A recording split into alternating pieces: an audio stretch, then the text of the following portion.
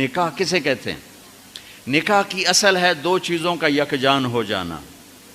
دو چیزوں کا یکجان ہونے کو نکاح کہتے ہیں. پھر اس کی چار شکلیں بتائی ہیں لغت میں. بارش کا زمین میں جذب ہو جانا، ہلکی بارش جس کا زمین میں جذب ہو جانا، بارش کا پانی اور زمین یکجان ہو جائیں. ٹھیک. دوسرا مطلب نیند کا آنکھوں پہ چھا کر اسے بند کر کے سلا دینا، نیند اور آنکھ یکجان ہو جائے. مرد کا عورت پہ اعتماد کرنا اس حد تک کہ دونوں یکجان ہو جائیں.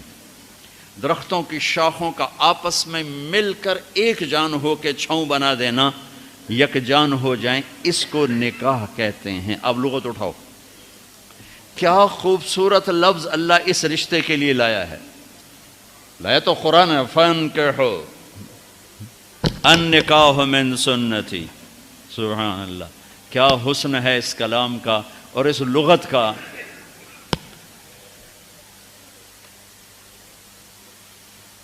اب ہماری عربی رہ گئی ہے وہ پٹھان کی اردو والی. ایک پٹھان مرید ہوا جا کے مرزا مظہر جانے جانا رحمت اللہ علیہ دلی میں. وہ بڑے نفیس بزرگ تھے، تو تھوڑی تھوڑی وہاں رہتے رہتے اردو بھی سیکھ گیا. تو وہ بیٹھا تھا تو انہوں نے کہا خان صاحب وہ سرائی اٹھا کے لاؤ. سرائی اس زمانے میں سراہی کے پیندے کو دلی کی زبان میں پیٹ کہتے تھے. پیٹ بھی پیندا بھی ایک چیز. تو جب وہ زور سے اٹھا تو حضرت کو خیال آیا کہیں یہ پٹھان آدمی سراہی توڑ نہ دے. تو انہوں نے پیچھے سے کہا خان صاحب پیٹ پکڑ کے اٹھائیو. تو اس نے ایک ہاتھ سے سراہی پکڑی، ایک ہاتھ سے پیٹ.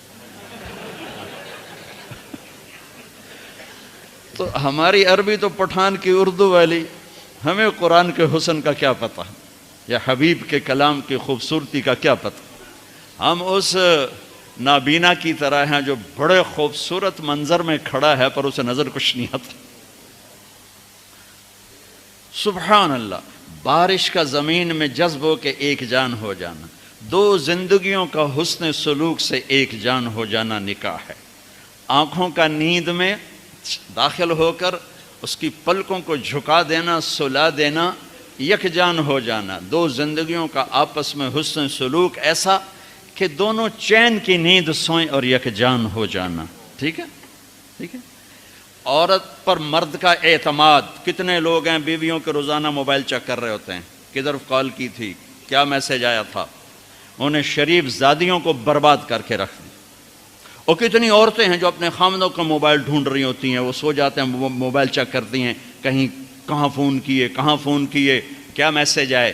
اس بد اعتمادی نے کتنے گھر اجاڑ دیے. ابھی ایک طلاق ہوئی ہے میری اپنی فیملی میں، ابھی طلاق ہوئی کہ اس کمبخت کو اتنا شک تھا کہ متقی ترین بچی کو اس نے طلاق دے دی. شک. تو نکاح کا تیسرا مطلب ہے اعتماد، اور خاص مرد کا عورت پہ ایسا اعتماد کہ ایک جان ہو جائے. شاخوں کا آپس میں یوں جڑ کے ایک چھت بنا دینا کہ وہ یکجان ہو جائیں. دو زندگیوں کا یوں جڑنا کہ ایک جان ہو کہ چھت بنے، چھاؤں بنے، اور اس میں اگلی نسل پروان چڑھے اور پیدا ہو.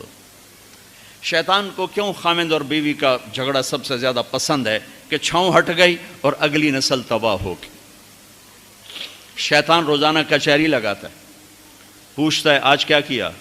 کوئی کچھ کہتا ہے، کوئی کچھ کہتا ہے، سب کو ٹھنڈا جواب دیتا ہے. ٹھیک ٹھیک.